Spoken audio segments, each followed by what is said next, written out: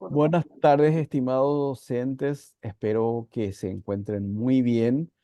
Hoy estamos aquí nuevamente con Cecilia López, que va a trabajar el tema inclusión. Ayer estuvo en un webinar muy interesante, muy importante, muy relevante y muy valorizado, Cecilia. Recibí varios comentarios muy positivos Bueno, y optimista con la ayuda que pudiste darle. Entonces, este es entonces un taller que va a tratar la inclusión desde el incluirnos e incluir, construyendo puentes hacia una educación verdaderamente inclusiva.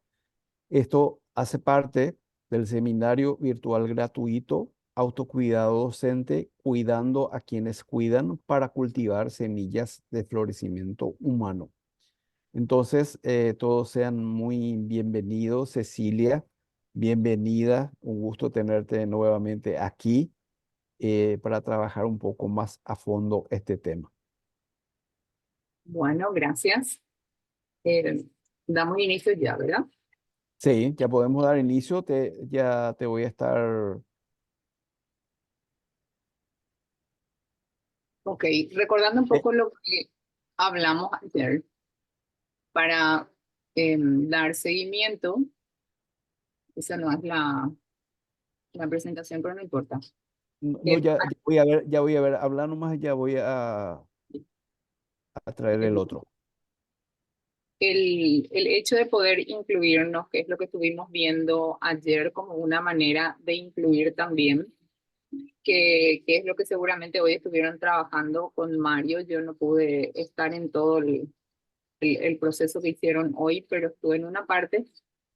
¿Y cuál es la idea? Siempre generar un estar bien desde la emoción de los niños, ¿verdad? Pero ¿cómo voy a estar bien desde la emoción de los niños si no genero un bienestar conmigo también?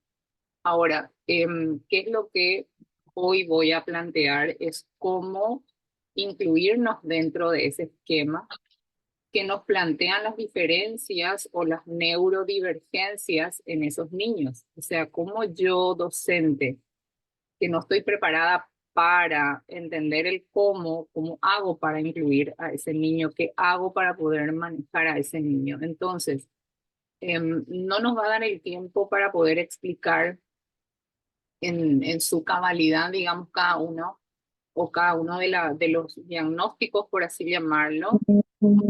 ¿Por qué? Porque son cosas como muy amplias, ¿verdad? Pero sí para dar un esbozo de en qué consiste, qué es lo que pasa, para que nosotros podamos entender qué hacer.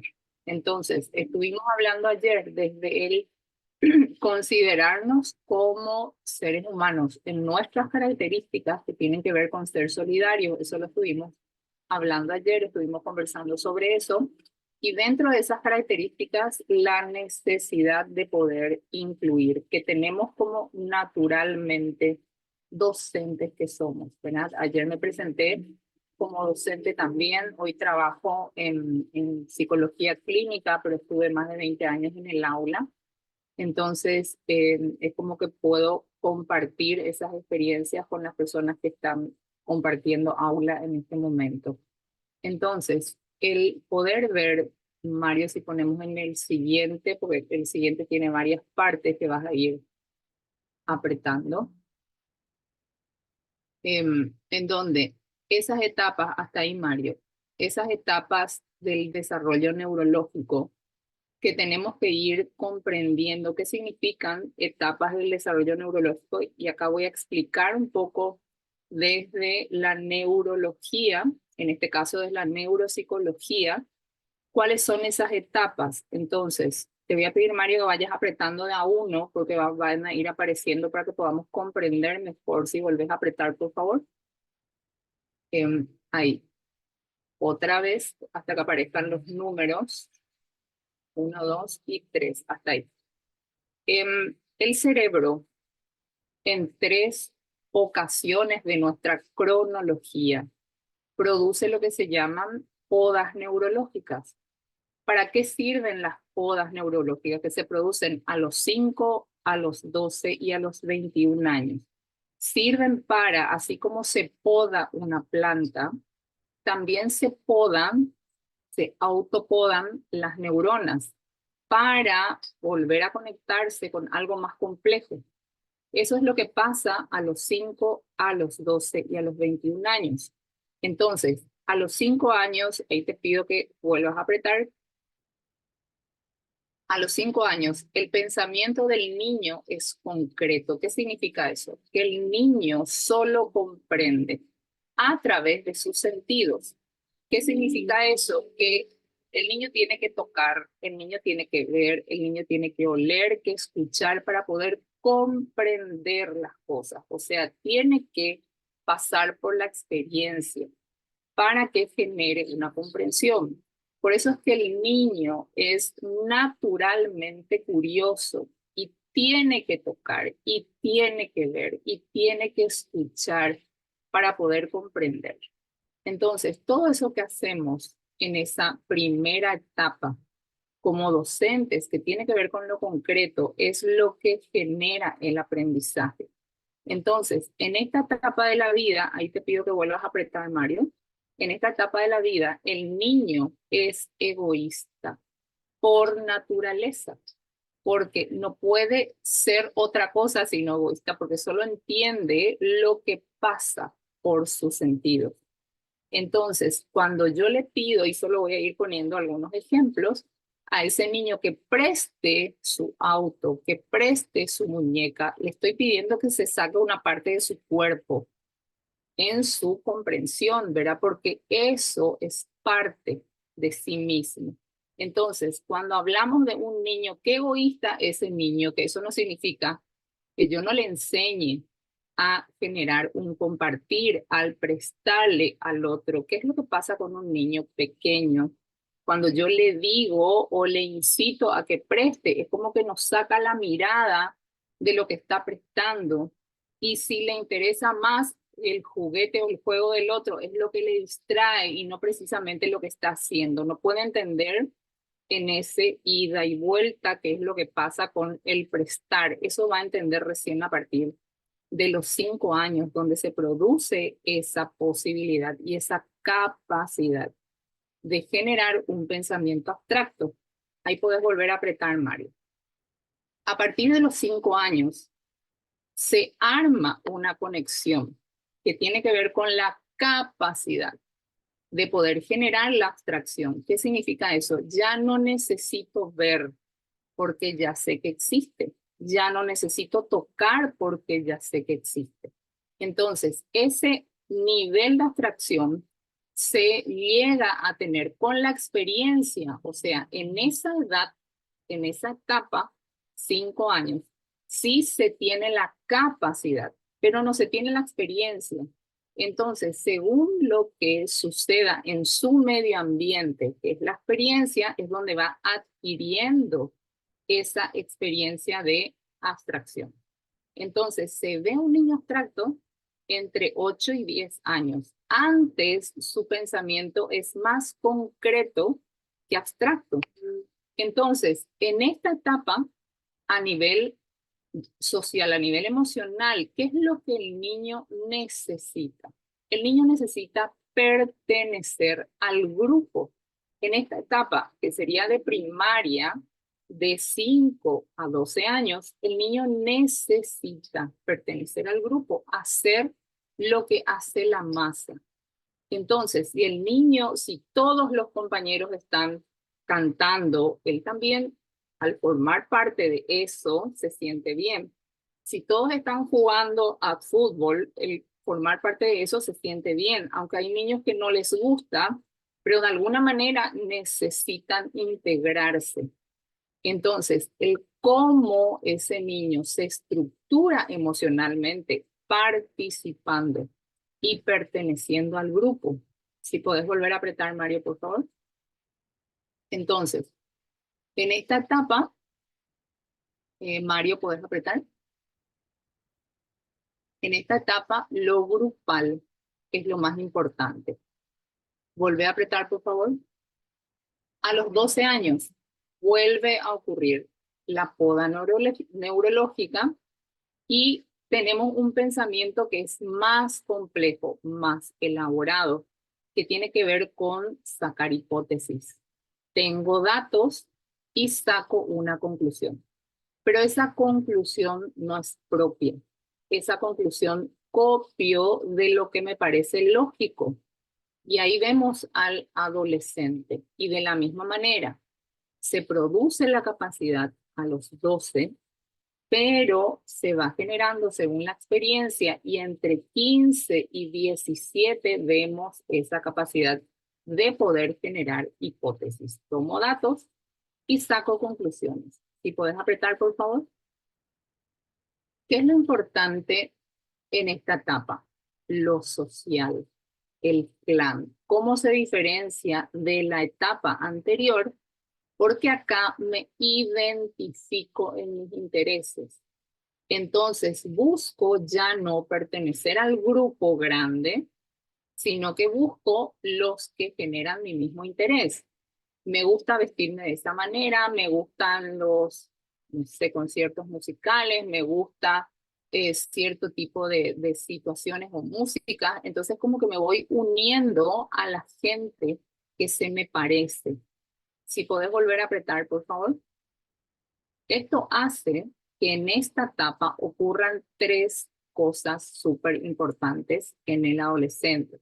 Esta etapa es la etapa más difícil del ser humano porque genera una crisis por estas tres cosas que están viendo ahí, ¿sí? El, la parte física que tiene que ver con el cambio físico importante que ocurre en el ser humano y lo que como ser humano me ocupa y me preocupa, que tiene que ver con mirarme al espejo y ver que o me crece demasiado o no me crece nada, alguna parte del cuerpo que preocupa. Lo hormonal que tiene que ver con, empiezan a funcionar glándulas que me hacen que yo emocionalmente sienta cosas que antes no sentía. Me inauguro con esas emociones. Y lo neurológico que tiene que ver con este cambio de forma de entender las cosas más complejas. Por eso es que el adolescente entra en una crisis porque todo esto genera un disturbio emocional personal. Entonces, ¿qué es lo que nos pasa como seres humanos en distintas dimensiones y en esta en específico? Que esa persona, al sentirse en crisis, necesita generar de alguna manera un poder. Por lo tanto, necesita, entre comillas, pararse encima de alguien.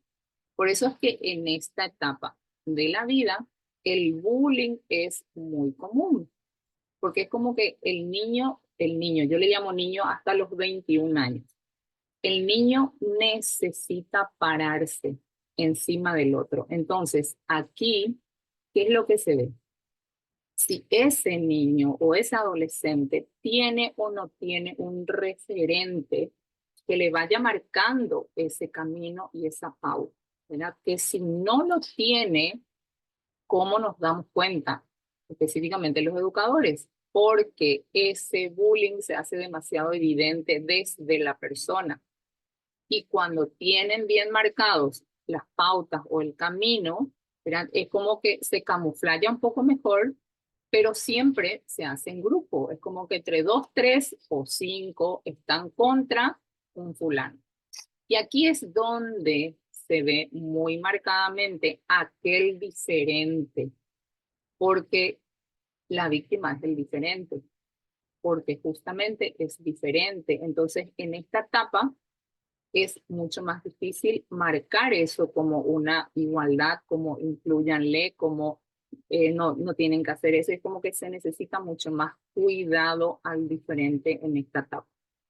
Recién a los 21 años se completa toda el área que tiene que ver con lo cognitivo en cuanto a comprensión estamos hablando y nos da esa posibilidad de generar estrategias. Entonces, antes teníamos conclusiones que estábamos copiando desde lo lógico una vez que tenemos la capacidad, a partir de 21 años, generamos nuestras propias estrategias.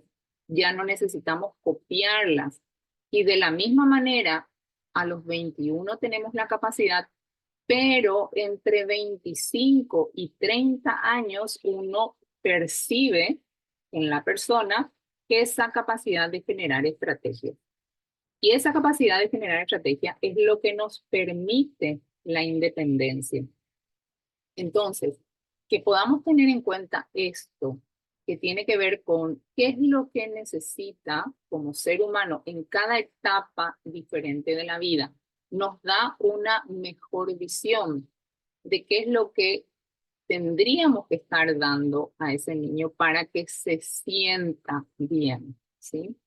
Entonces, ¿qué quiero explicarles ahora? Y ahí podemos pasar al siguiente cuadro, Mario, de qué es lo que significa trastorno. Y acá les presento un esbozo de lo que es del lado izquierdo un cerebro que se considera dentro del formato normal o anatómicamente normal, y a la derecha un cerebro que de alguna manera tiene un trastorno. Entonces, ¿por qué les presento esto? Porque quiero que tengan claro el concepto de lo que significa la palabra trastorno. Un diagnóstico, al poner un diagnóstico, estamos hablando de un trastorno. O sea, cuando hablamos de trastorno significa que de alguna manera el cerebro se ve afectado. Por eso estamos hablando de un comportamiento que de alguna manera genera una rutina, y porque está generando siempre el mismo comportamiento, le estoy dando un nombre a eso. Eso es la etiqueta. Eso es el diagnóstico. Podemos pasar al siguiente, Mario, por favor. Acá les presento esas conexiones neurológicas, que esto es lo que pasa en el cerebro, esto es lo que pasa con una neurona.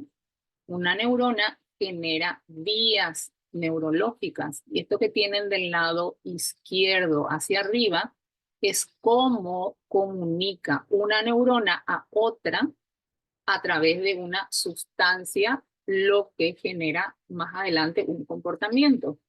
Del lado derecho, que no sé si está como muy claro, es como que se ve la neurona como dos neuronas que en sus axones, que son como los brazos que se comunican, cada axón se comunica con una neurona diferente. Eso hace la vía. ¿Por qué les presento esto? Porque también si anatómicamente no presenta una diferencia como como en la imagen anterior, químicamente puede estar presentando una diferencia, porque si no son suficientes las cantidades o la energía de una neurona a la otra, también produce una situación que tiene que ver con un cambio de comportamiento. Entonces, las emociones generan estos cambios de sustancia, que cuando ese hábito o esa rutina de el medio ambiente agresivo constantemente generan cambios a nivel neurológico en cualquier persona. Entonces, que podamos tener en cuenta que cuando hablamos de un título, cuando estamos hablando de un diagnóstico, estamos juzgando de que algo pasa en su cerebro, cuando que eso puede tener que ver con una circunstancia del medio ambiente o con una situación por la que esté pasando temporalmente. Entonces, a partir de eso es donde sí puedo explicar cada una de las cosas que ayer me pidieron para poder hablar, ¿sí? Ahí podemos pasar al siguiente, Mario, en donde, ¿qué tenemos que tener en cuenta? Por ejemplo, cuando estamos hablando de lo que es un espectro autista, puedes sacar, o sea, puedes apretar nomás para que ya salgan los tres, porque son tres características que quiero mostrar ahí, en donde la lógica extrema, seguí nomás apretando hasta que aparezcan los tres, por favor. La literalidad, Un ratito, no, ahí nomás, hasta ahí. Bueno, estas características que se presentan acá son las que nos dan la pauta de una persona con Asperger, ¿sí? Hoy una persona con Asperger ya no se le designa con esa palabra, se le designa TEA.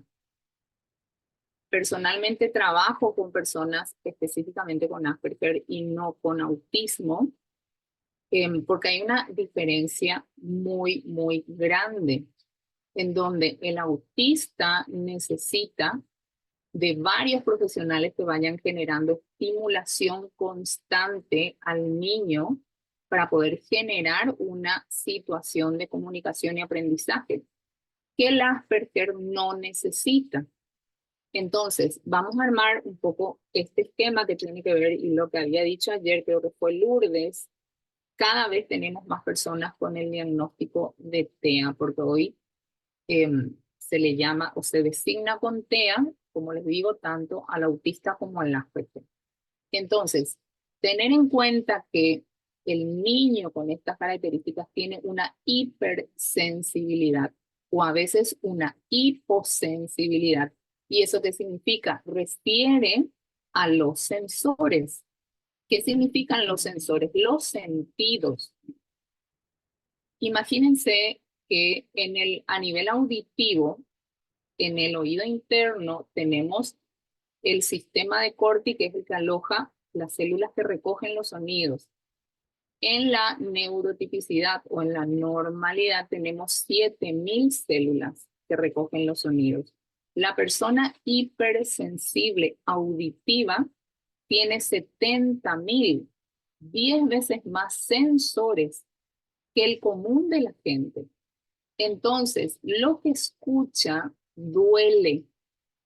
Un niño que no entiende lo que le pasa y que tiene una hipersensibilidad, llora, grita, pero porque no entiende cómo manejar lo que le pasa. Estoy hablando específicamente de niños muy pequeños, ¿verdad? En donde ni los padres entienden, el adulto que está a su alrededor no puede comprender qué es lo que molesta, ni el propio niño puede entender lo que molesta.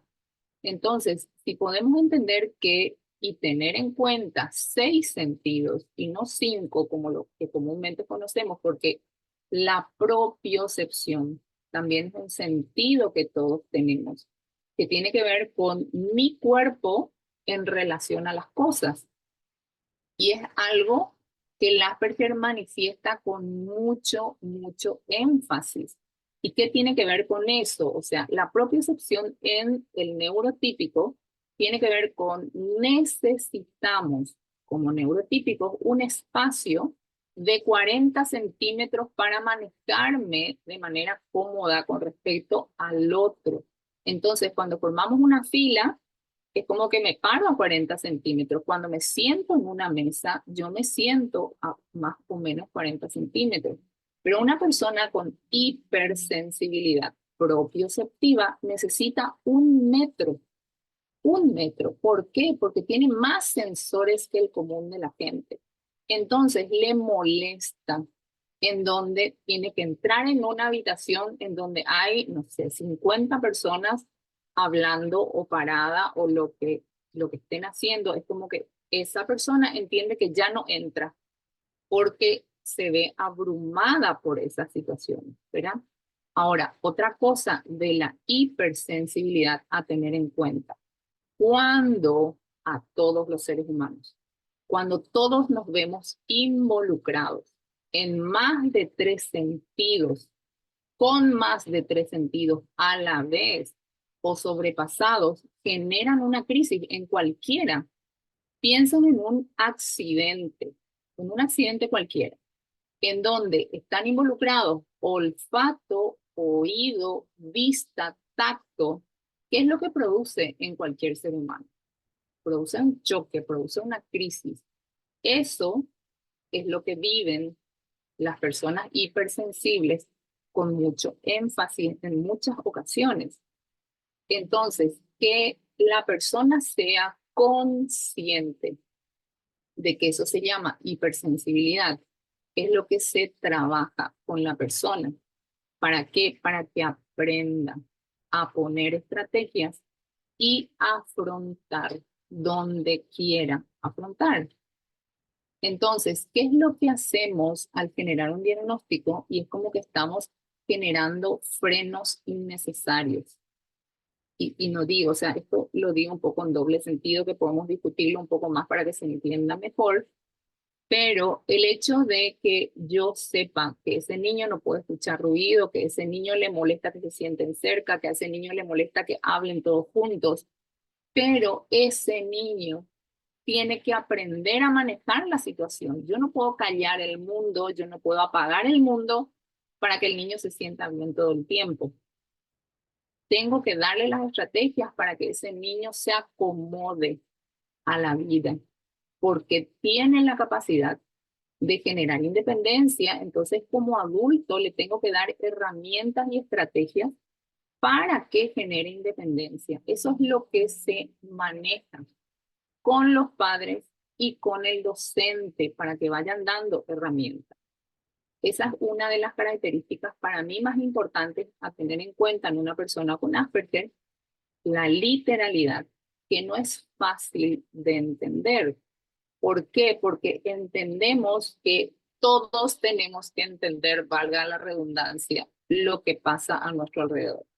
La literalidad refiere a la comunicación y la comunicación está formada por dos partes. Una es el lenguaje corporal y la otra es la palabra. El lenguaje corporal tiene que ver con el tono de voz que uso, con la pausa que uso en cada palabra dentro de un esquema que quiero dar, el movimiento de la cara y el movimiento del cuerpo, que son los gestos que hacemos. Todo eso es lenguaje corporal. Eso la persona literal no puede comprender, no lee nuestros movimientos. Entonces, el chiste, como un ejemplo, ¿qué es un chiste?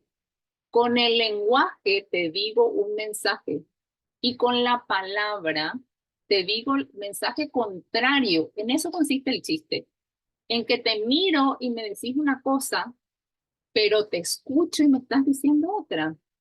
Ese es el chiste. Como literal no puede leer, solo escucha la palabra, no entiende ni chistes ni metáforas que tienen el mismo patrón y el doble sentido tiene el mismo patrón.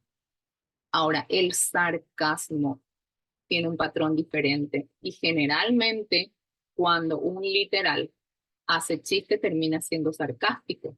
¿Sí?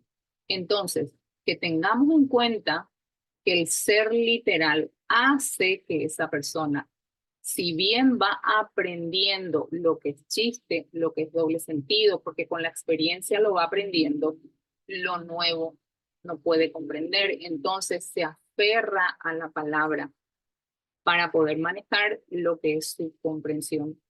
Por eso estas personas son sumamente fieles. ¿Por qué? Porque usan la palabra para definir las cosas y no tienen ningún problema de generar un concepto que tenga que ver con la palabra. ¿Por qué? Porque ellos no tienen problema de que uno le vaya marcando cosas y diciendo cosas porque entienden que es para, de alguna manera, generar un aprendizaje. Entonces hacen lo mismo y son sincericidas, ¿no? ¿Por qué? Porque me hacen pasar vergüenza, porque cómo no se va a dar cuenta y no se dan cuenta porque no pueden leer el lenguaje corporal. Y la lógica extrema que refiere a que todo tiene que tener sentido y todo tiene que tener coherencia para que tenga un significado en la vida. Entonces, las personas que tienen Asperger son sumamente lógicos. Y si armamos una comparación de lógica versus emoción, el neurotípico genera 70% de emoción para resolver una cosa y 30% de lógica, cuando que el Asperger lo hace del revés. 70% de lógica y 30% de emoción para resolver. Esto no quiere decir que la persona con Asperger no sea emocional. Eso no tiene nada que ver, porque cada uno es emocional desde su carácter. Es más emocional o menos emocional. Pero en situaciones, por eso recalco esto, para resolver, tienen esa diferencia de 70-30 con respecto al neurotípico. Entonces son súper geniales para resolver. En momento de emergencia, el Asperger resuelve y el emocional se sigue dando vuelta o el neurotípico sigue dando vuelta. Esto para que entiendan y tengan en cuenta que son estas tres características las que se tienen en cuenta para poder generar un diagnóstico. Pasamos al siguiente, Mario, por favor.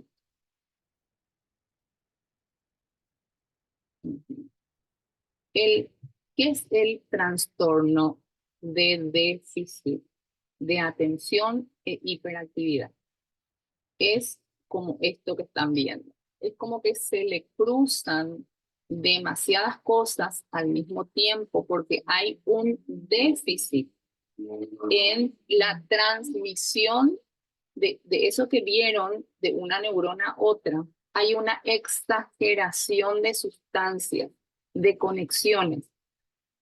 Entonces, si nosotros miramos a una persona con estas características de adulta, que de alguna manera pudo controlar su hiperactividad, sobre todo, vemos que generalmente son empresarios. ¿Por qué? Porque tienen miles de ideas, porque tienen miles de situaciones en las que cuando no se generó una rutina, no se generó un hábito, terminan siendo desordenados. Pero si sí se pudo generar de alguna manera una rutina que les estructure y les organice, son excelentes. Ahora, en un trastorno como esto, estamos hablando de dos situaciones. Una de atención y la otra de hiperactividad. Rarísima vez se encuentran las dos cosas juntas. Muy rara vez tiene un déficit de atención y de hiperactividad. Ahora, lo que sucede es que la hiperactividad no le permite generar una atención adecuada. Entonces es como que pareciera que vienen juntas, pero cuando uno evalúa la atención en su individualidad, percibe que generalmente hay una cosa y no la otra. Después vamos a hablar, o sea, si quieren interrumpir ahora para ir preguntando, no es problema. Y podemos ir manejando cosas que ustedes quieran ver. Entonces, el trastorno de déficit de atención e hiperactividad tienen que ver con dos cosas distintas, dos cosas diferentes. La atención, para poder evaluar, tiene 7 escalas, 7 etapas en donde uno va evaluando una por una y se da cuenta y percibe que si, en qué etapa está, porque es como una escalera que tiene que ir subiendo. Entonces, uno nunca puede tener una atención sostenida si antes no tiene una atención alterna, por ejemplo, ¿sí? Entonces, es como que se trabaja la atención que está antes de donde veo la dificultad para poder ir progresando en esa atención cuando existe un déficit de atención. Y la hiperactividad que tiene que ver con enseñar a controlar los tiempos y las formas y estructuras de comportamiento. Entonces, un niño que no pueda controlar el tiempo porque tiene un tiempo muy escaso de atención, se va armando esquemas que tienen que ver con ir aumentando ese tiempo de atención. Entonces, si estos esquemas se trabajan también en situaciones cotidianas en la casa, es rapidísimo cómo el niño va aprendiendo a generar ese tiempo de control, que es lo que se quiere con el trastorno de déficit de atención e hiperactividad. El siguiente, Mario.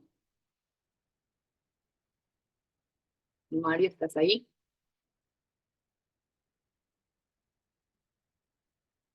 A ver, Voy a mirar un poco los chats. Sí, pasa nomás el siguiente, Mario, por favor. Puedes pasar al siguiente, Mario.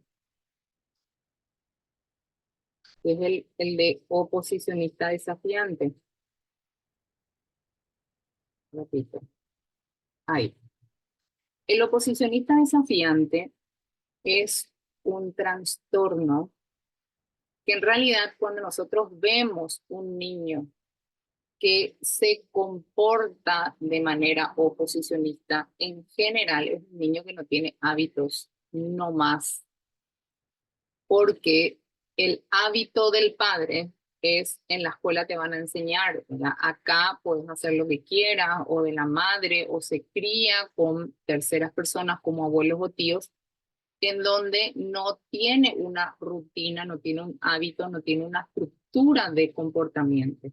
Entonces, llega a la escuela y es como que quiere continuar con su no estructura, y es ahí donde podemos llegar a entender de que es un oposicionista desafiante. Pero en realidad, un oposicionista desafiante se ve en una imagen del cerebro, se puede ver, en donde no tiene en el área prefrontal alguna parte, por describirles algo, de una manera que pueda conectarse con el atender, con el planear, con el hacer muchas cosas, ¿verdad? O sea, es una condición a nivel anatómico del cerebro para poder detectar un oposicionista desafiante.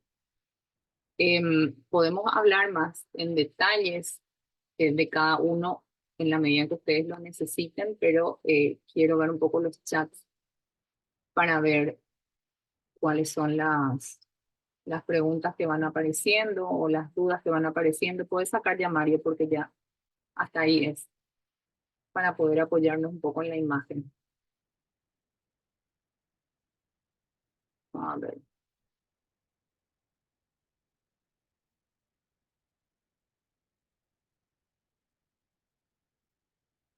Ujú. Bueno, no sé qué preguntas tengan, estoy leyendo, pero creo que es sobre la charla anterior.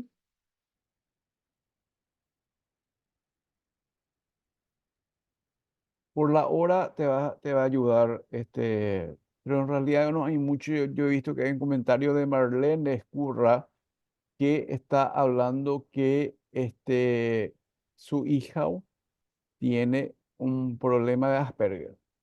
Esto es lo Ujú. que tiene 19 años y en el segundo año de prótesis dental. En realidad es un poco. Ok, Y acá la idea es, Cecilia, que vayan preguntándote al respecto de lo que fuimos viendo y sobre qué le gustaría profundizar, ¿verdad? exacto. Sí, porque profundizar sobre cada uno llevaría mucho tiempo, ¿verdad? Pero sí lo podemos hacer en la medida en que ustedes tengan el tiempo necesario, ¿verdad?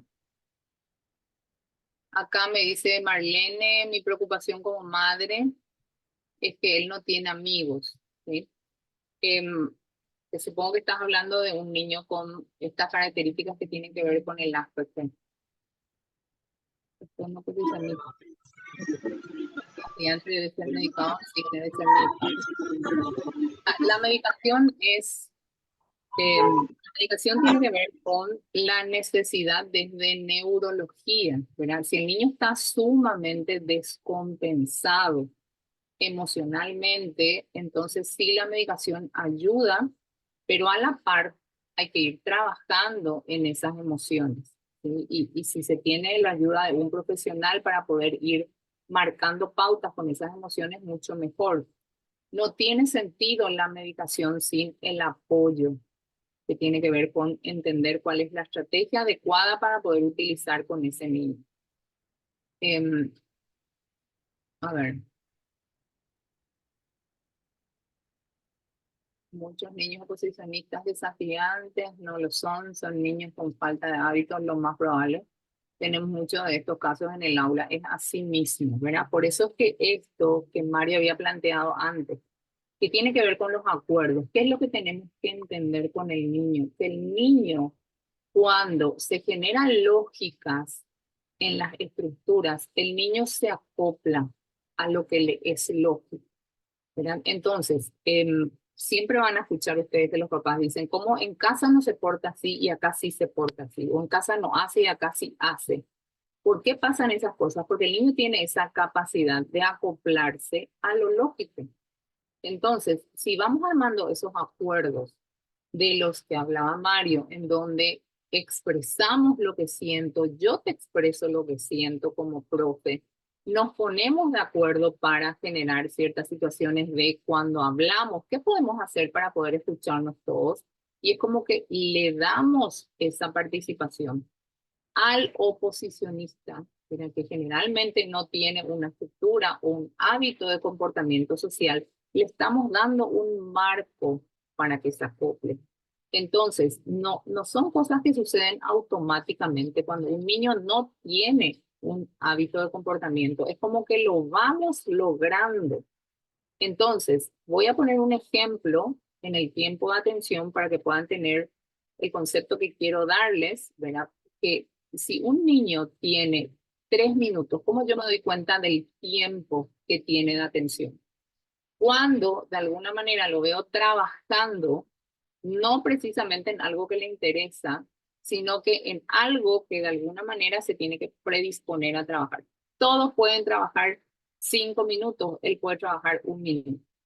Entonces, si yo puedo evaluar que su tiempo de trabajo es 1 minuto, porque es lo que está haciendo con todas las materias o con todas las profes, yo puedo partir de ese 1 minuto para ir aumentando de a poco. Entonces, genero un acuerdo con ese niño en donde tenemos que lograr de que vos termines, ¿verdad? O sea, de alguna manera, por la característica emocional de ese niño, puedo generar acuerdos con ese niño. Entonces, cuando le hago ver que puede lograr hacer lo que hace el otro, vos querés hacer esto, vos querés terminar tu trabajo acá, y hay que generar situaciones también con los padres en donde se exijan ciertas cosas para que el niño se acople a lo que se va programando. Entonces, no vamos a ponerle esos 5 minutos como una regla, teniendo solamente 1 minuto, sino que vamos a poner de a 30 segundos en un niño, por ejemplo, de 6 años o de 5 años, en donde cuando suene la campana, cuando yo te avise, cuando levante el dedo, ahí podés ir a descansar. Entonces te vas a correr un ratito al patio y volvés. Una vuelta vas a dar. Yo te voy a mirar acá desde la puerta. Una vuelta y volvés. Y otra vez hacemos 1 minuto y medio. Y ahora tenés permiso otra vez de ir. Pero mañana vamos a hacer un poco más. Entonces son 2 minutos, ya no es 1 minuto y medio. Y volvemos a hacer ese ejercicio hasta que yo logre. Eso no quiere decir que me voy a pasar todo el año haciendo esto, sino que cuando se generan, generalmente estos trabajos a nivel neurológico, necesitan de 3 semanas de ejercitación. ¿Para qué? Para que el cerebro grabe esos tiempos y vaya marcando como un hábito. Entonces, si puedo ir haciendo eso a manera, y les cuento esto como un ejercicio de atención que se trabaja en la casa, que se trabaja en el aula también.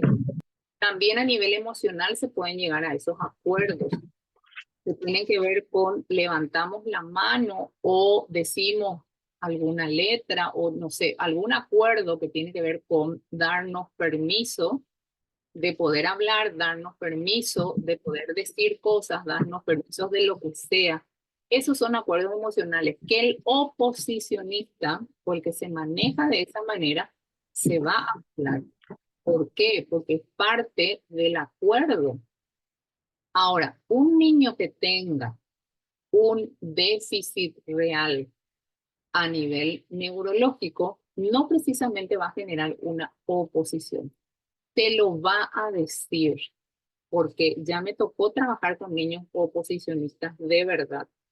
¿Qué es lo que manifiestan un niño oposicionista? Quiero hacer y me enojo tanto que no sé qué hacer cuando me enojo.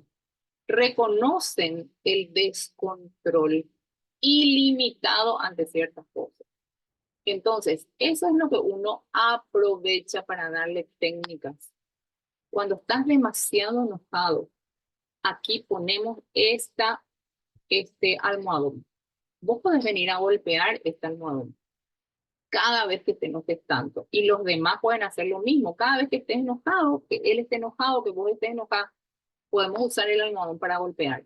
Pero no podemos tirar cosas, no se patea, no se dicen cosas. Entonces uno puede ir buscando estrategias para generar un comportamiento de control. Siempre la idea es dar la alternativa desde el adulto, que sí tenemos las estrategias para generar un control. El niño no tiene estrategias. El niño no entiende técnicas. El niño no sabe cómo.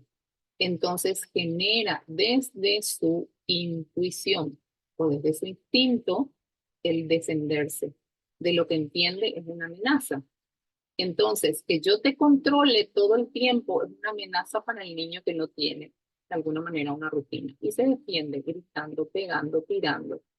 Y es lo que hay que controlar y estructurar y generar como una nueva situación.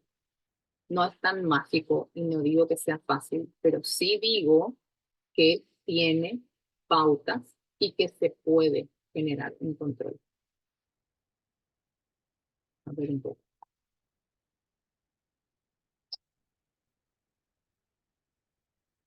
Sobre el tema de la medicación, eh, cuando hay necesidad ante la ansiedad, se medica para calmar la ansiedad y poder generar estas estructuras de comportamiento.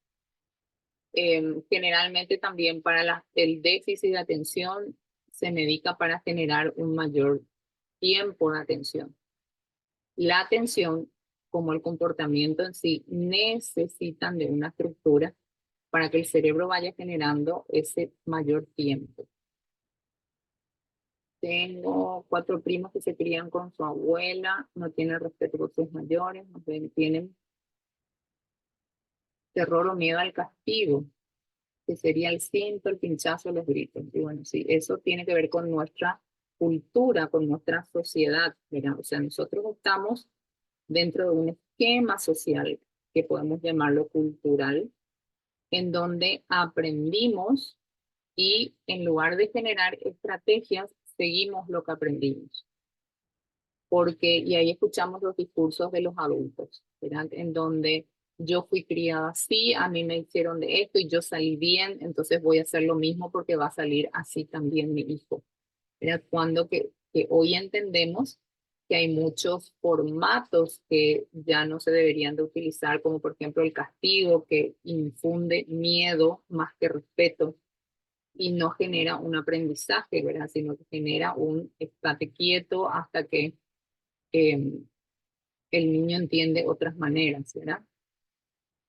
3 de ellos que van a la escuela son reaplicados, porque tiene que ver con el carácter.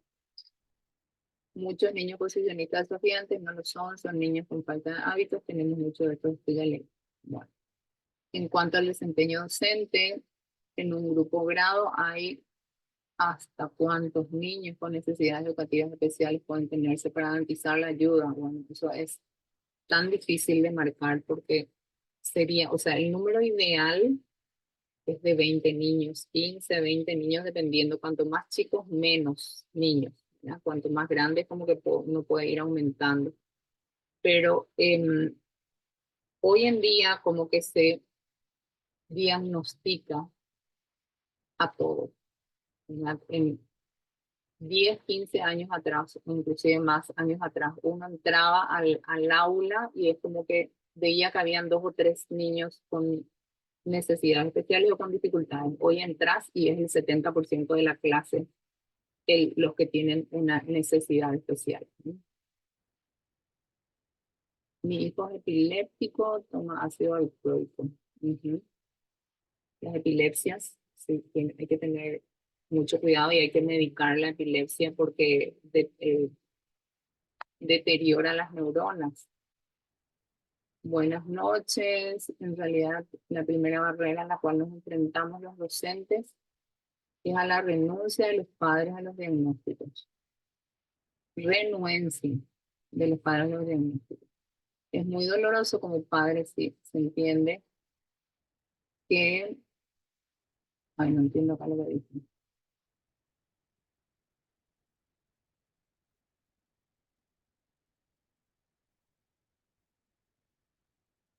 Es muy doloroso como padres. Se entiende que idealizamos a un hijo y que luego no pase a la realidad.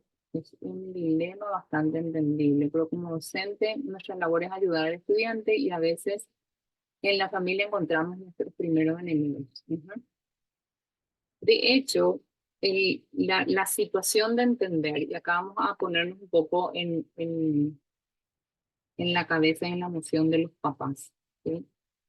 Como padres, cuando estamos gestando un hijo, tenemos todo lo que tiene que ver con las expectativas con respecto a ese niño, ¿verdad? Queremos entender de encontrar lo mejor para que ese niño tenga lo mejor. Cuando nace ese niño, buscamos lo mejor para ese niño, desde lo que sea la alimentación, la ropa, el colegio, lo que genere de una necesidad. ¿Qué significa un diagnóstico para un padre? Un diagnóstico es pincharle el globo a ese papá o a esa mamá en su expectativa. Es tirarle un balde con agua fría con respecto a toda la expectativa que se armó con esa personita. Eso es un diagnóstico para un padre. Entonces, que podamos de alguna manera entender que estamos causando, y yo estoy hablando en este caso como profesionales desde psicología más que nada, en donde dar un diagnóstico a una persona que no lo espera es bastante chocante. ¿Verdad? Entonces, trabajar como docente desde la necesidad de ese niño sería lo adecuado. Entonces, si me doy cuenta que ese niño como docente no está aprendiendo X cosa, pues se lo hago notar en cuanto y cómo permita. Ahora, para eso está el equipo docente o el equipo del colegio, ¿verdad? En donde se supone que hay una coordinadora, se supone que hay una directora, se supone que hay, en el mejor de los casos, un psicólogo, en donde el equipo es el que tiene que marcar un apoyo al docente, en donde el docente marque, este niño tiene X cosa, o no puedo entender qué tiene, pero no puede con esto. Entonces, generar ese equipo para poder marcar un trabajo en equipo justamente de hagamos esto, en la casa reforcemos esto, o en la escuela vamos a generar desde esto que yo entiendo como para poder ir marcando algo para este niño que refiera a un mejor pasar en el aula, ¿no? En el aula se ve la falta de manejo desde la familia y llegan muy desestructurados a la escuela. Y sí, esa es una realidad. Pero si nosotros dentro del aula ponemos una estructura, los niños se acoplan a esa estructura. ¿Verdad? Si nosotros vamos poniendo y marcando una estructura que genere un hábito de entramos y nos saludamos y decimos cómo nos sentimos y sacamos los lápices o hacemos algo que tenga que ver con una rutina. Los niños se acoplan. El que es desorganizado, al cruzar el aula, se va a organizar. ¿Por qué? Porque existe una estructura. Si yo como docente, como dueño de ese espacio, no empiezo a poner estructura que no es mágica, es un proceso al que se tienen que ir acoplando. Entonces, el inicio de clases es un buen momento para generar algo nuevo, que tiene que ver con generar hábitos, con generar estructura. El niño desorganizado, el niño desestructurado se va a acoplar a esto. Va a seguir con su desorganización, pero a esto se va a acoplar, porque el niño tiene esa capacidad. Cuando me siento bien, cuando el niño se siente bien dentro de la estructura, se acopla a la estructura. En general pasa eso. En el aula, la enseñanza tradicional no cubre las necesidades de estos niños. Y no sé, Marta, ¿a qué te referís con la enseñanza tradicional? Pueden activar sus audios y podemos conversar un poco sin problema, ¿sí? Desde afuera, las agendas visuales, la constancia de los adultos van marcando los cambios. Y sí, Hola Ceci, ¿qué tal? Marta, ¿cómo estás? Sí, hablo en el sentido, ¿verdad?, de que todas las características que ellos presentan, ¿verdad? Todo como ellos vienen de la casa.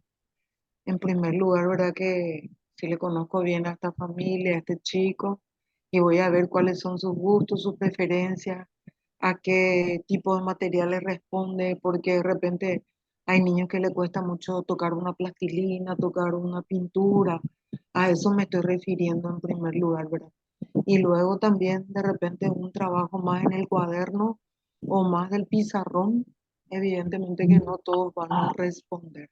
A eso nomás me refería en cuanto a la Ok, enseñanza tradicional. estás hablando de niños de cuántos años.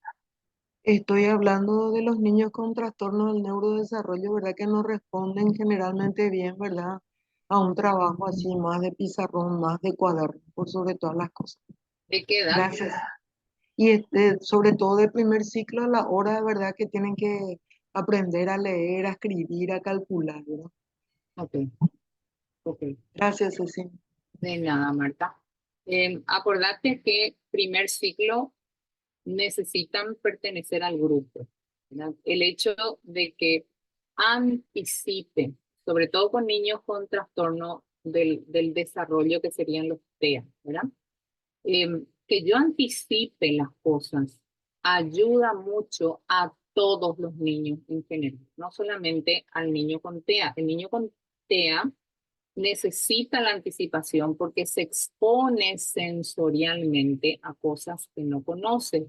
Entonces, la textura le da asco, el olor le genera demasiada situación de controversia, el color inclusive, porque son hipersensibles a colores también, todo lo visual, de repente a la mezcla de colores. Ahora, que tengan toda esa hipersensibilidad no significa que yo tenga que restringirme en los materiales, sino que le dé la posibilidad de que toca un chiquitito, mira, vamos a trabajar hoy con esto, todos vamos a trabajar, no es solo a la persona, es como que uno anticipe al grupo lo que uno va a ir armando o inclusive un día antes, mañana vamos a trabajar con pintura, mañana vamos a hacer, no sé, se me ocurre, ¿verdad? Estoy inventando en este momento que de repente la anticipación hasta puede ser de un día, en donde ese niño tenga esa posibilidad de prepararse. Siempre que yo a un niño, estoy hablando en general, no con un déficit, siempre que yo a un niño le prepare tiene una mejor predisposición para generar un comportamiento. Entonces, esa anticipación es sumamente interesante cuando uno trabaja con niños y sobre todo con niños con trastorno con estas características. Entonces, sí puedo generar un respeto, pero no por eso yo tengo que cambiar todo mi esquema.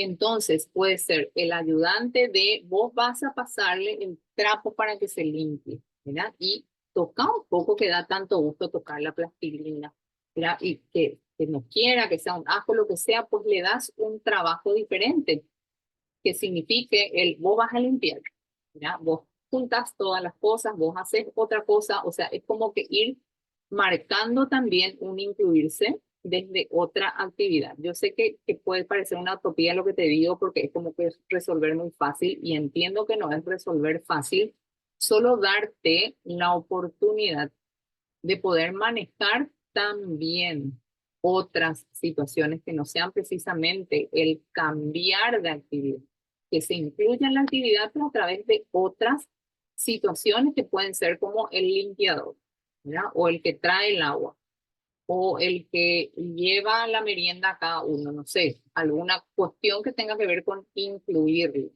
¿Sí? Usar agenda, anticipación, refuerzo positivo, tomar descanso, sí.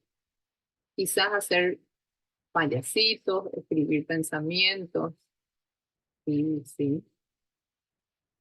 son técnicas, ¿verdad? ¿Cómo hacer cuando en el aula hay varios niños con trastornos, varios oposicionistas, cada uno requiere la atención de una sola maestra, también están los otros compañeros? ¿Hasta cuántos niños con necesidades especiales podríamos tener en verdad en un aula de 35 alumnos? Ok. Em, Vamos a empezar un poco por quiénes son niños especiales, a quienes designamos con ese título. ¿Sí? Sí, como neuróloga, como neuropsicóloga, yo pusiera a todos los niños del Paraguay en un paquete. No pueden haber más del 10%, y ni siquiera llegan al 10%, los niños con trastorno. Pero en el aula, como dije en un momento, es como que vemos que el 70% tiene alguna situación problemática. Entonces, ¿cuál es la realidad?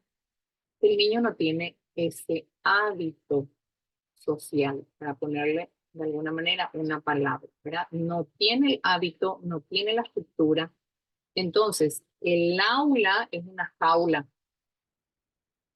¿Por qué? Y porque como que cada uno quiere armar su esquema. Cuando que si yo como la adulta voy poniendo la pauta y voy anticipando cosas de para hablar, vamos a hacer esto. ¿A quién se le ocurre otra cosa? ¿Qué otra cosa podemos hacer si no es esto? A nadie se le ocurre algo mejor, bueno, vamos a hacer esto. Para irnos a tomar agua, ¿cómo podemos hacer? ¿Cuántas veces tenemos permiso de irnos a tomar agua? O para no levantarnos a cada rato, ¿cómo podemos hacer? Esas cosas que tienen que ver con controlar la situación de aula, de levantarse, de tener permiso de hacer cosas, que en un momento de mi pasada por el aula me funcionaba muy bien el tener rincones dentro del aula, ¿verdad? Los chicos más grandes, en donde termina de hacer la actividad que tiene que ver con la estructura del grado, o de copiar alguna cosa, o de terminar una tarea, y en el aula, por ejemplo, había rincón de sociales, rincón de ciencias, rincón de lectura.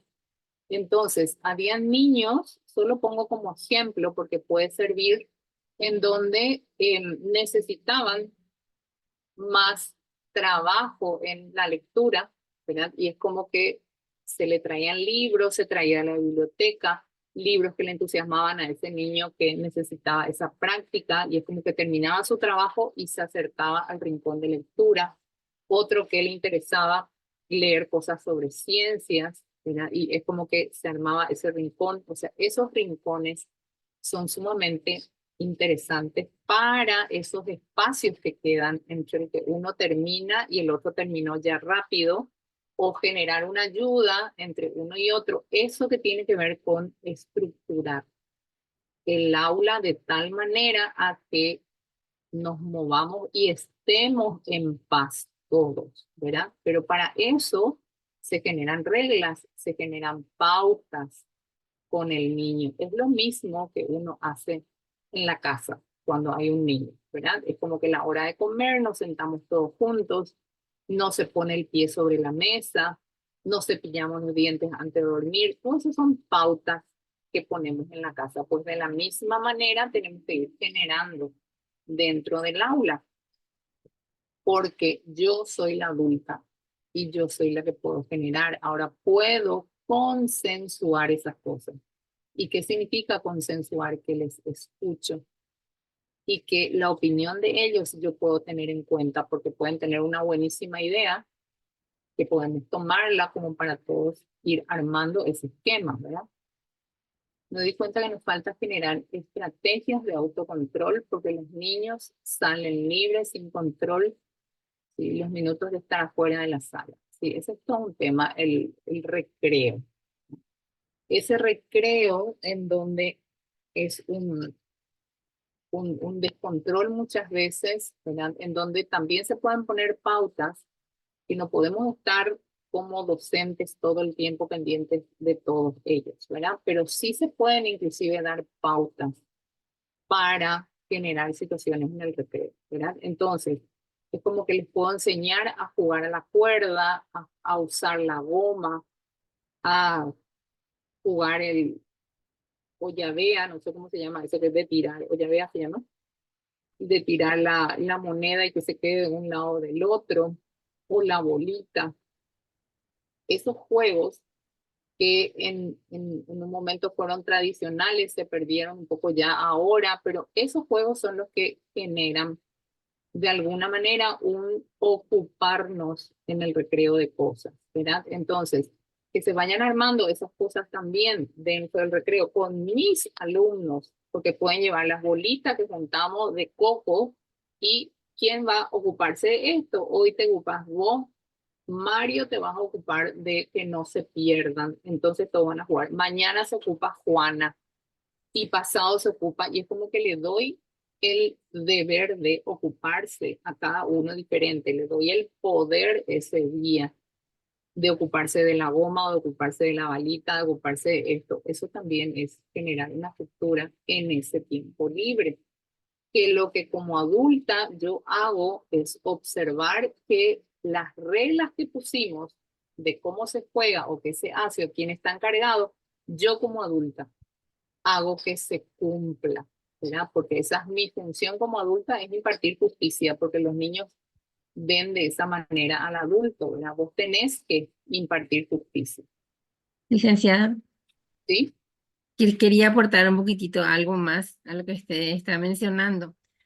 Realmente en varias instituciones están trabajando con los proyectos educativos Sí, y es uno de esos los juegos durante los recreos, justamente para evitar varias situaciones conflictivas que de repente se presentan en ese espacio de tiempo.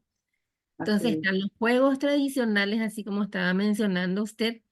También están los rincones de libros, de lectoescritura, que también se suele tener en un sector de la escuela y en las aulas también se tiene.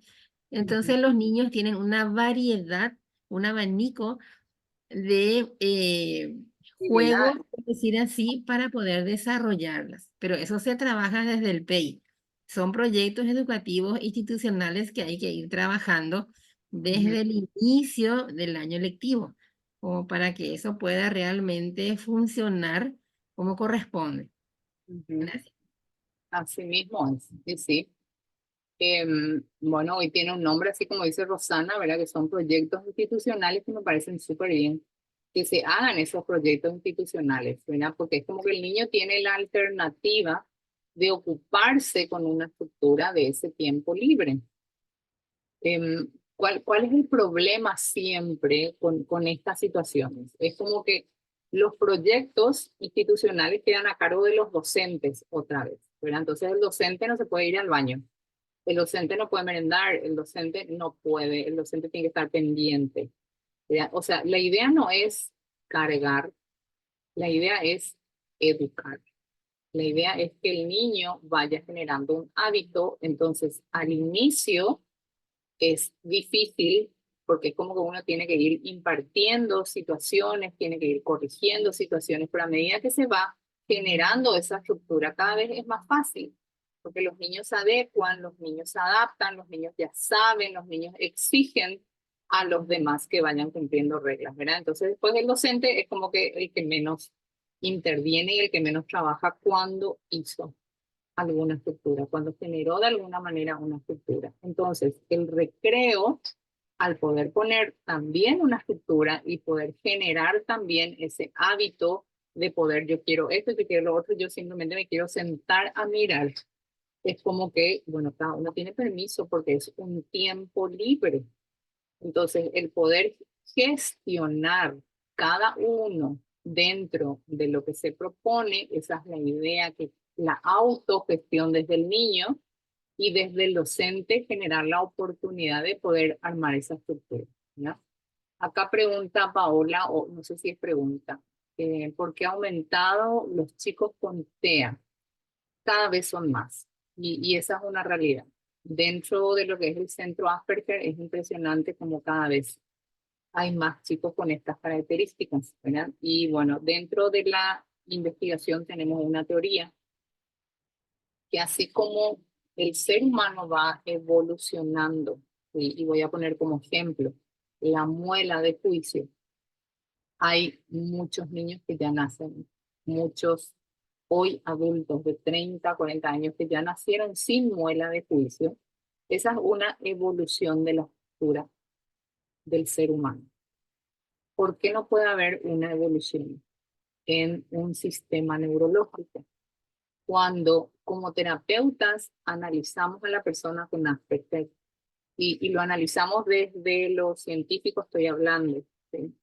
Son personas que tienen extremadas capacidades, que al compararse con el neurotípico es donde siente una discapacidad porque se ve diferente, que si no es acompañado por alguien que le va mostrando sus capacidades, y en eso podemos conversar a lo mejor en otra vez porque es súper interesante mirar las capacidades, es como que si no le hacen dar cuenta, no percibe que son capacidades.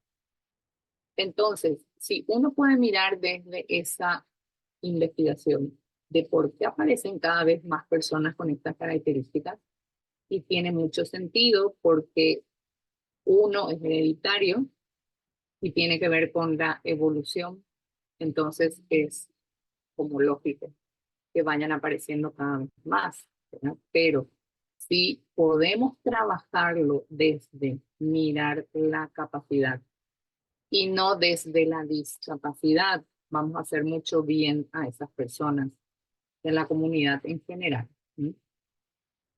Hoy en día hay muchos niños con este problema, los docentes somos los que sobrellevamos cada situación. A veces los padres no aceptan que necesitan ayuda. ¿Sí? Hay que resaltar la potencialidad de los niños y que el diagnóstico es ayudarlos a comprender sus características de esa manera. Se utilizan técnicas que promuevan su inclusión en la sociedad. Sobre todo es eso. Esto que está acotando Mercedes, supongo que es Mercedes, en donde qué importante es hacerle entender al niño lo que le pasa para que pueda generar y juntos podamos marcar estrategias para que pueda ir controlando lo que ese niño entiende que puede o tiene que controlar. Generalmente solamente marcamos desde lo negativo, ¿verdad? No te podés luego quedar quieto, ya otra vez te moviste, ¿verdad? ¿Por qué? Porque dentro de un esquema también personal, en donde me sobrepasan las cosas, lo que yo le digo a ese niño tiene que ver con verme sobrepasada también. Entonces, si de alguna manera tengo una estructura que me ayuda a manejar las situaciones, sobre todo comportamentales y emocionales, en ese espacio o en ese esquema, también me ayuda a mí a controlar mejor ese esquema que se va armando con el niño que necesita de una atención diferente, ¿sí? Entonces, hacerlo consciente de que estoy trabajando, que vos atiendas cada vez más. Y yo públicamente en la pizarra te pongo, genial Juanito, que ya hoy lograste 2 minutos, ¿sí? Un aplauso para Juanito que logró 2 minutos. Y mañana vamos a hacer 2 minutos y medio, ¿verdad? Y es como que todo el mundo va a estar pendiente de que Juanito aguante 30 segundos. Entonces, ¿qué hago yo como adulta cuando estoy proponiendo el que aguante? Estoy generando en el cerebro esa conexión de atención y de tolerancia. Entonces, cuando practico eso que se hace con una frecuencia de 3 días, entonces, hoy trabajamos, por poner el ejemplo, 1 minuto y medio, mañana 1 minuto y medio, pasado 1 minuto y medio, y el siguiente día aumento los 30 segundos, porque esos 3 días le da tiempo a la conexión neurológica a fijarse. Se fija y después aumenta. Entonces, que uno pueda también entender como docente lo que pasa a nivel neurológico me ayuda a generar una estrategia. Entonces, esa estrategia, cuando puedo poner en el niño y el niño se siente satisfecho con lo que va logrando, ¿verdad? Eso hace que se genere el aprendizaje. A eso llamamos aprendizaje. Em, Eso es resaltar la potencialidad, como dice Mercedes. ¿Cierto? Yo soy docente del 7º al, no sé qué es, NM. Me doy cuenta que el niño es abandonado de parte de la familia, ¿sí? O sea, nadie le controla, no completa sus tareas. Yo como mamá es mi obligación revisar sus cuadernos, como docente me da mucha pena, y sí. Pero estos niños, me estás hablando del 7º grado, tienen 14, 15 años, ¿verdad? Más o menos. Entonces, el niño que de alguna manera no tiene un control, se siente totalmente despistado, porque es como que no sabe cuál es el marco que tiene que seguir para no salirse de la ruta. Si ese niño encuentra algún docente que le va marcando, y marcando no significa generar desde la agresión, generar desde la brutalidad, ¿verdad? Sino que desde la propuesta de, entonces, no hiciste tu tarea, ¿verdad? Ahora puedes hacer. O quédate un rato acá, o vas a quedarte 5 minutos a seguir y después te vas al recreo. Es que yo le dé la oportunidad de que vaya generando cosas y un chico de esa edad ya puedo sentarme a conversar más profundamente de sus emociones, ¿verdad? Si tengo las ganas de poder hacer eso con una persona de esa edad, porque también hay que tener en cuenta que hay personas que tienen más feeling con los niños, otros con el adolescente, otros con el adulto mayor, ¿verdad? Pero eso tiene que ver con la característica de cada uno. Entonces, el que podamos también respetarnos en cuanto a qué es lo que puedo y qué es lo que no me sale y le pido a una compañera, o te sale bien, habla con ella a ver si podemos organizar alguna cosa para que ella pueda presentar su trabajo, pueda hacer esto, pueda hacer lo otro. Eso también tiene que ver con convenios.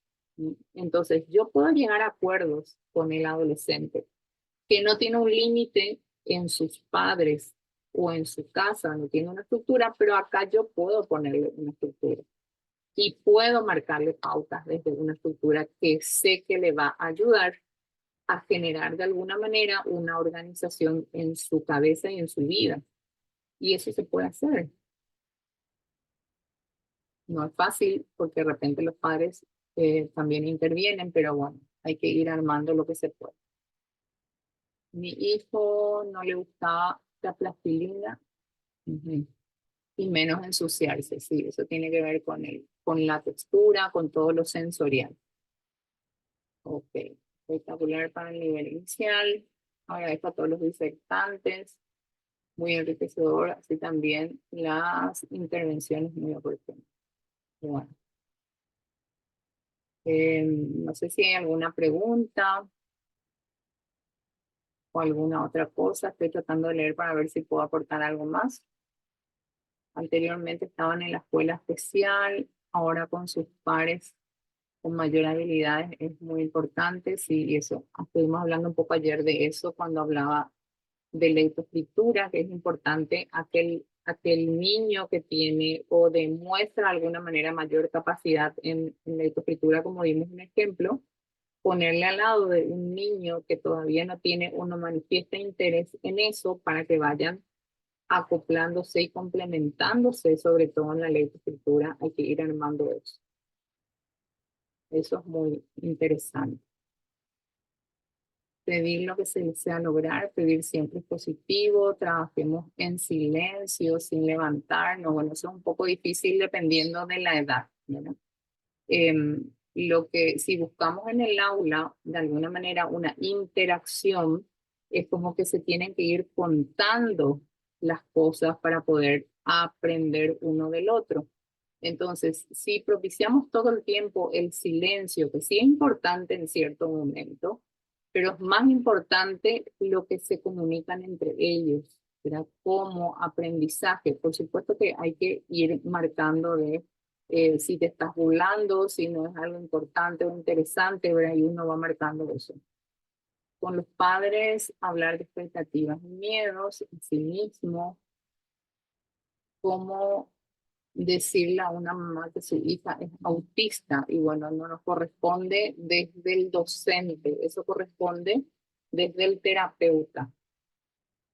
Y hay veces que no se da ese diagnóstico hasta muy grandes porque es como que no quieren darse cuenta, pero uno como docente tiene que ir mostrando las realidades, ¿verdad? No voy a inventar notas, no voy a inventar correcciones para que no se dé cuenta o para que no se note esa mamá. Ahí sí necesitamos el apoyo del equipo que tiene que ver con coordinación o tiene que ver con dirección, en donde uno muestra a esas autoridades lo diferente para tener un apoyo como docente.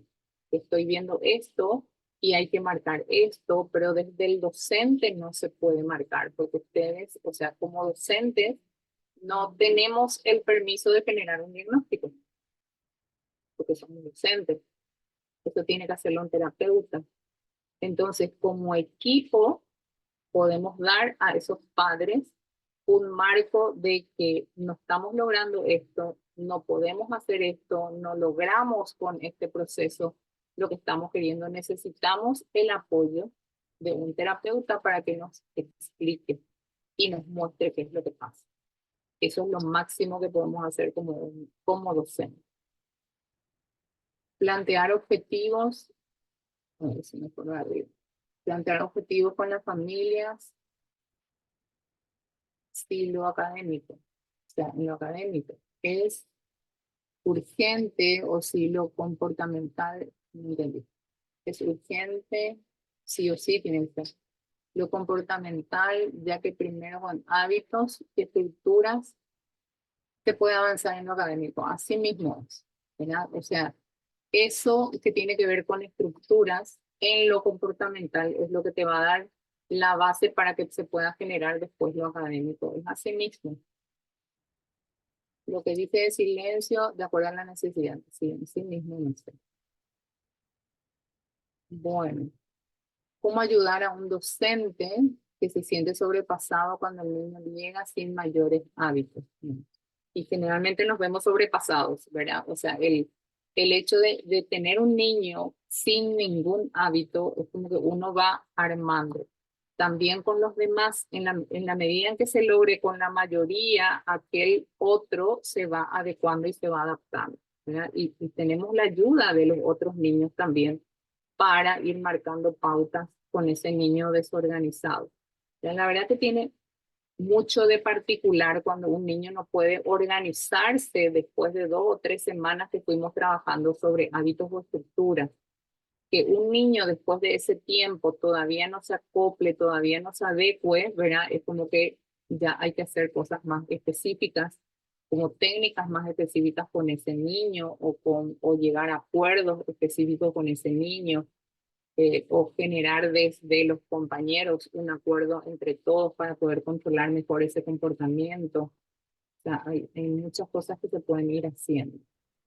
Cecilia, creo que realmente podríamos ver, y ahí le pido ayuda a los colegas docentes que vayan pensando en cómo en el contrato social colocar algo así como solidaridad, ayuda, no refiriéndose específicamente a, pero en algo ya cuando hablamos de solidaridad, ya nos referimos a todos, porque de alguna forma si nos vamos a ver diferentes, todos somos diferentes, todos. A eso me refería hace rato cuando alguien necesita algo especial. Bueno, estamos, Cecilia, ya casi terminando. Entonces, de acá viste Paola, cómo ayudar a una docente y acá esta es la última pregunta.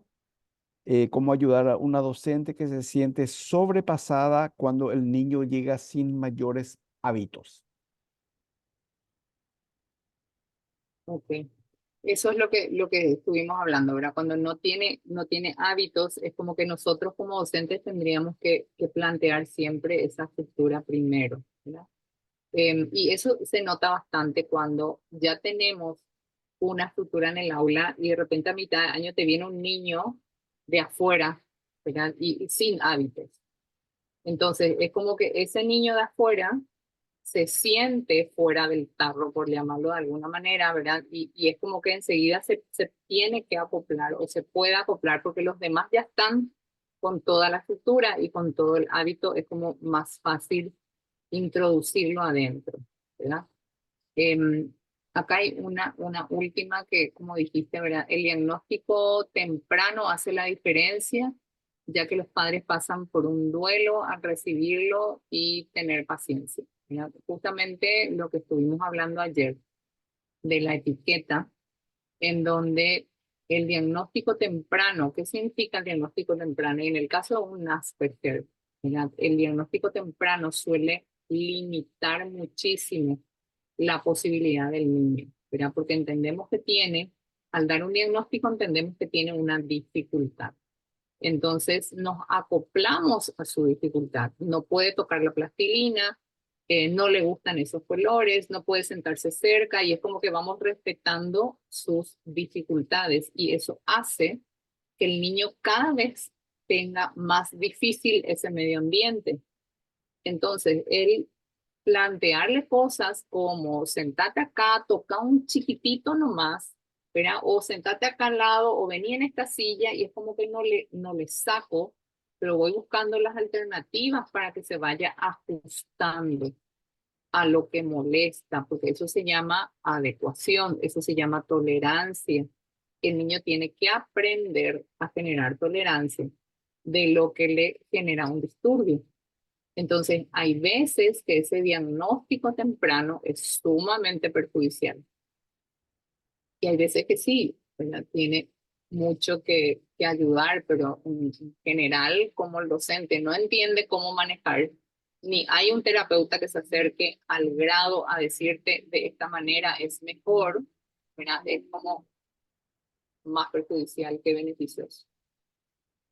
Cecilia, hay una última pregunta, pero antes ya voy pidiendo para ir despidiéndonos para que nos den un retorno a nosotros los profesionales que estuvimos facilitando y en este caso Cecilia ahora, de decir en una o dos palabras por qué valió la pena estar aquí, qué se llevan hoy de aquí sobre el trabajo que estuvimos haciendo con Cecilia.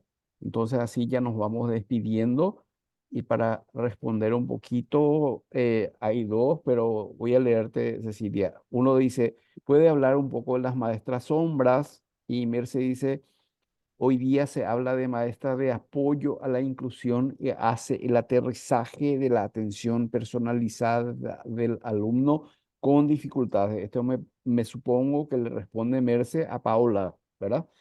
Tiene que estar en contacto y entrenada por los profesionales externos. ¿Es así, Ujú. Cecilia? O sea, acá el tema de la maestra sombra, ¿verdad? O se le da un montón de nombres, ¿verdad? Em, ¿Cuál es la problemática que tenemos hoy desde hace años? Es que esa persona hace de niñera del niño, más que de un aterrizaje de todo lo que tenga que ver con lo curricular. Pero ¿por qué pasa esto? Porque ni el docente está preparado para poder generar con esa profe sombra, o profe integradora se le llama ahora, ¿verdad? Un trabajo en conjunto, porque la idea de la profe integradora es de que justamente aterrice los contenidos a ese niño de alguna manera. Pero al hacer de niñera, lo que hace es generar una situación en la que el niño hace solo lo que quiere. Entonces, la adecuación tiene que ver con hacer solamente lo que el niño quiere, ¿verdad? Entonces, ¿con qué nos encontramos cuando generamos de alguna manera una evaluación en ese niño que ya hace 2 años, hace 3 años está con la profe integradora en el aula? No generó una adecuación al ritmo de los demás niños, ¿verdad? Porque la idea es de que la profe de grado pueda ir diciéndole a esa profe integradora qué hacer y cómo hacer con ese niño para que se vaya acoplando a la estructura de la clase, no que eternamente esa persona esté ahí presente o esté ayudando y apoyando todo el tiempo. La idea es que le vaya soltando y que ese niño se vaya adecuando a la estructura del grado. Esa es la idea de la profe integradora, ¿verdad? Que solamente en casos sumamente específicos se debería de usar, ¿verdad? Estuvo muy de moda en un tiempo, después se volvió a sacar porque los profes tienen un sueldo específico que es bastante oneroso, solo muy pocos padres pueden pagar también la asistencia completa de una profe sombra, pero de todas maneras, en mi experiencia desde lo profesional, nunca se cumplió a cabalidad lo que es el trabajo de una profesora. Pero es un rol un poco controversial todavía. Pero No sé. es oportuno también, Cecilia, que eso de alguna manera la maestra pueda influir, sugerir, ¿verdad? Este comportamiento que vos decís. Al final entiendo yo que debería ser una auxiliar prácticamente de la maestra, ¿verdad? Que, Así mismo con para que el le vaya niño. sí, ese sería el foco. Claro. ¿Y qué aprendimos, Rosana, Marta, Aurora? Todavía no les leo.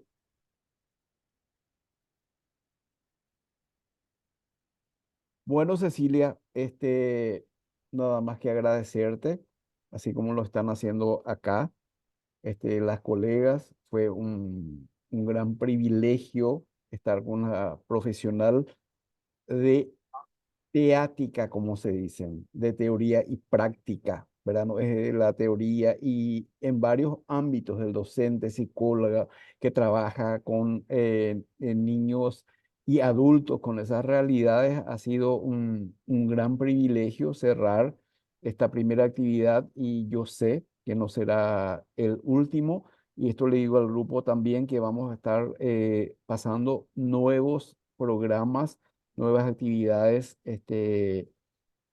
más que podamos ir realizando juntos. Cecilia, algo para ir concluyendo. Bueno, un gusto poder colaborar con el proyecto que estás haciendo, Mario, y cuando quieran podemos continuar ahondando en lo que necesiten sin problema. Así es, acá están pidiendo tu número de contacto. Si Sí. puedes dar a escribir de repente, Cecilia, A ver, puedo escribir acá en el chat, ¿verdad? en el chat para que puedan anotar.